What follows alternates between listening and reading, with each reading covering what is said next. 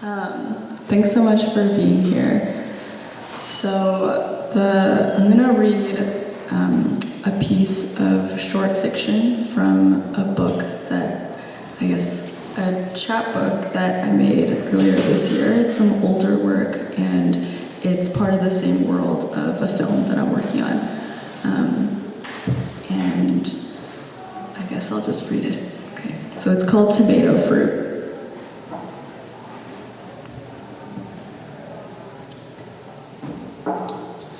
When you moved into the upstairs unit, I prayed you would not try to steal vegetables from my garden. My squash blossoms, butternut and horned lemons, my crown jewels, my currency and capital. I trade them for favors at the shopping mall in exchange for vials of water, pure oxygen, and cures for my ailing eyesight. The sores on my feet from walking on acid dust all day. The pimples that have been burned into my neck from where the skin was exposed during the sudden summer rain. I had to wait until the next door neighbor died before I bribed the landlord to put the room onto my lease so I could sew lamps into its walls and spread compost over the softening corpse of my neighbor. If you look carefully, you can still see vaguely the bowling pin of a man emerging from the soil in a gentle sloping mound. He continues to decompose, and sometimes the worms are very fervent, so his fat gets torn up into jelly chunks. His skin has become mottled with brown and black speckles, and it's obvious where he was patched with plastic. Like all of us, he has been reared on a diet of chemical ooze and protein mud, so it smells really disgusting in my garden, but at least he is soft and meaty, which means that the vegetables are nutrient dense. I think you and I became friends when I accidentally left the door to my garden apartment open, and I was slicing open my neighbor's silicone buttocks to plant carrots into. The smell was, of course, horrible. Some hot, melting, rotting sock smell like latex and heat, with a lot of bacteria pooled in its grooves.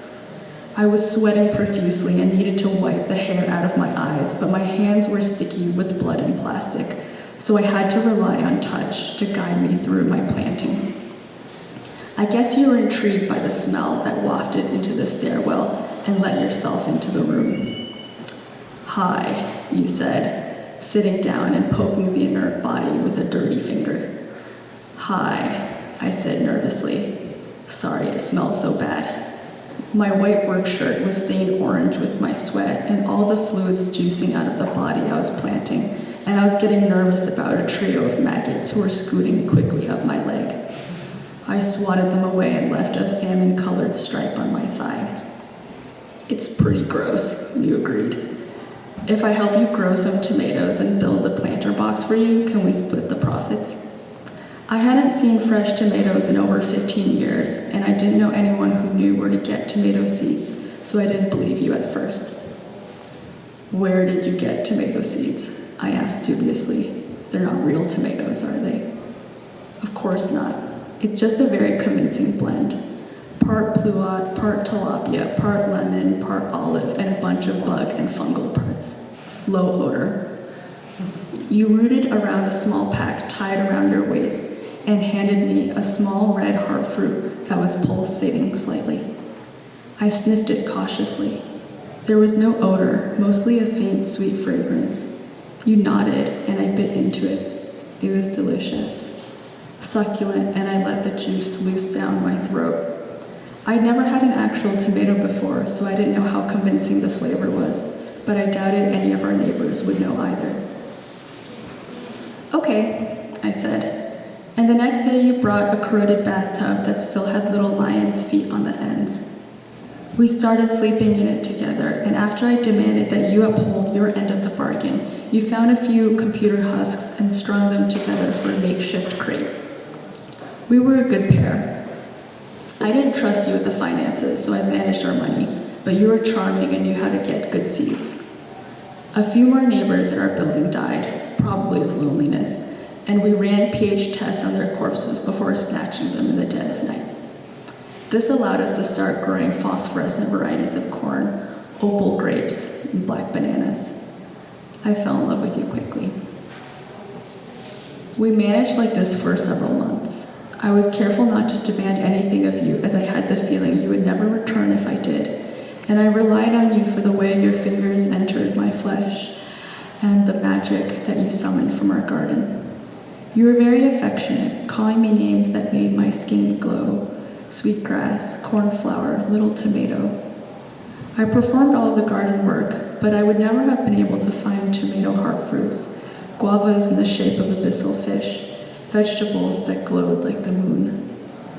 Our neighbors envied us and probably would have robbed or murdered us if you hadn't charmed them into trade. At some point, I began to notice that you were getting tired more easily. Initially, we assumed it was from a lack of protein, so we traded our black banana tree for a tub of two-headed shrimp. They tasted watery and bitter, and I realized that we'd been tricked.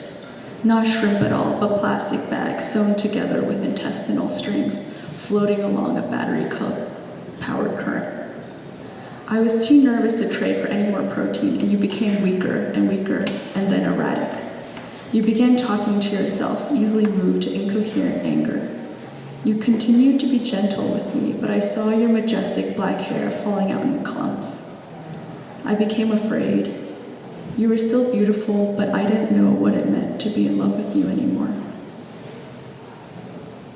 It was you who left first, you who tried to sleep in the rail station sewn into a sack of old computer parts headed for the recycling plant. For a free reboot via osmosis, you claimed. You had been talking about it for months, even though I told you it was a bad idea. The circuits got everywhere, into your nostrils, ears, tear ducts, asshole. It was inevitable. You're lucky it didn't rain that night. Your hands furred with metal dust, your chest stung like nettle when I touched you. You hadn't been fully human for a long time, but I felt newly nervous being around you. I realized that I could not be sure how much of you was still blood and bone and grease. Real blood and bone and grease, I mean, not plasma, fiberglass, car fluid. The parts also congealed your blood and made you slow and stupid. You were instantaneously fast for a few days and quickly dulled into obsolescence. Your eyes became that glassy green like the ocean at night, the veins like jadeite. No one runs at the speed of light forever.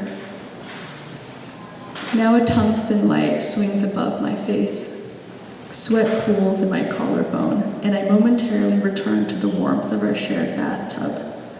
Fur of rust, moth nests clawing my mouth. A furnace roars for the ghosts. I miss you, I miss us. Spit greasing the elevator from you to me, Newton's law of equilibrium set in motion across the blinking grid. Your water drips into mine. I see the rhizomes of your gray-necked spore crackling my ceiling, metal bedbugs burrowing through the holes. It is easier to close the eyes, my eyes, but they do not feel like mine. My body, not mine for a long time. Thank you.